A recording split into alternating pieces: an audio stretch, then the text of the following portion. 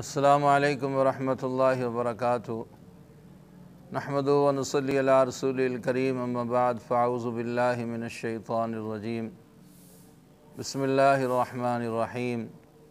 इन्न रहमतल्लाहि क़रीबुम मिनल मुहसिनीन। सदक़ल्लाहुल अज़ीम। अल्लाह रब्बुल इज़्ज़त की ज़ात बड़ी गनी ज़ात है, बेपरवाह ज़ात है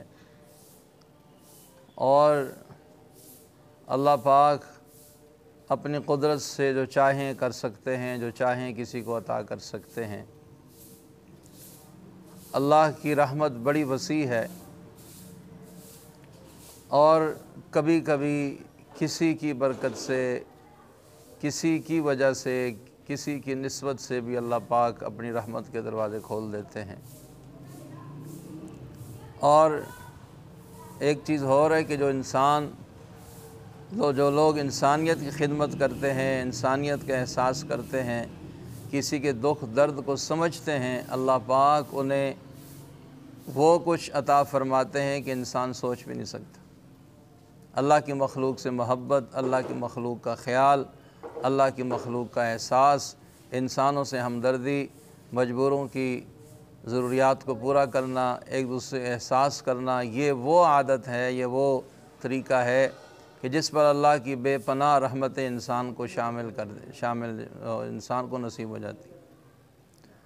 अब्दुल्लाह इब्न मुबारक रहमतुल्लाह अलैह फरमाते हैं कि मैं हज करने गया, तवाफ़ काबा करने के बाद कुछ थकावट सी महसूस हुई तो मैं लेट गया।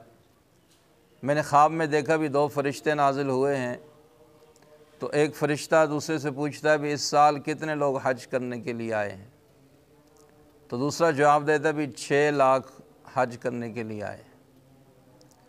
फिर वो फ़रिश्ता पूछता है कि इनमें से सब का हज कबूल है, कितनों का कबूल है, कितनों का कबूल नहीं है। तो उन्होंने कहा भी 6 लाख में से किसी का भी कबूल नहीं है, सिर्फ़ एक का हज कबूल है, लेकिन वो यहाँ नहीं, वो दमिश्क में है और उसकी बरकत से अल्लाह ने 6 लाख का हज भी कबूल कर लिया। अब्दुल्लाह इब्न मुबारक रहमतुल्लाह अलैह फरमाते हैं मैं उठा, हज से फ़ारिग हुआ तो मैंने दमिश्क का इरादा किया भी उस अल्लाह वाले से मिलूँ तो सही, वो कौन सा इतना अमल करता है जो अल्लाह पाक को वहाँ बैठे हुए अल्लाह ने उसको इतना अजर अता फरमाया और उसकी बरकत से जो यहाँ आए हुए हैं उनका अल्लाह ने हज कबूल कर लिया। अल्लाह अकबर कबीर। फ़रिश्तों ने कहा था कि फ़लाँ दमिश्क में एक मोची है जो जूते गांठता है, उसकी बरकत से अल्लाह ने इनका हज कबूल किया। अब्दुल्लाह मुबारक रहमतुल्लाह अलैह फरमाते मैं दमिश्क पहुँचा, पूछते पूछते उसके दरवाज़े पे पहुँचा, दस्तक दी, दरवाज़ा खोला तो मैंने कहा जी मैं आपसे मुलाकात का शर्फ़ हासिल करने के लिए आया हूँ, आपसे मिलना चाहता हूँ।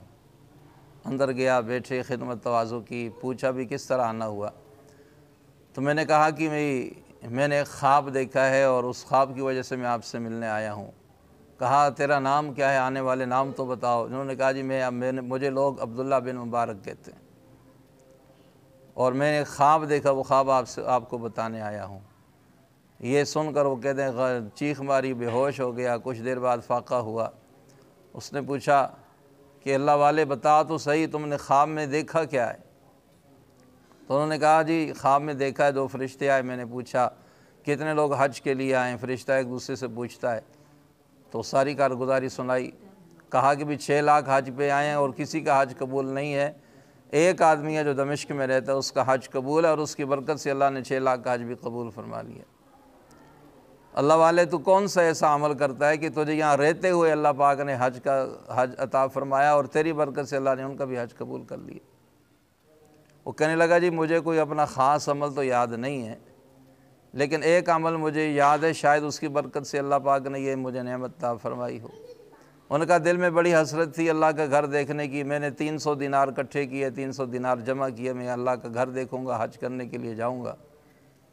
तो जब दिन करीब आए तो एक दिन घर में बैठे थे तो हमारे करीब घर से खाने की खुशबू आ रही थी, अच्छे खाने की खुशबू आ रही थी। तो मेरी घरवाली ने कहा कि भी हमारे पड़ोसियों ने आज लगता है कोई अच्छी चीज़ पकाई है, जाओ तुम्हारा दोस्त है, तुम्हारा जान पहचान वाला है, कुछ थोड़ा सा तुम मांग लाओ, हम भी खा लें।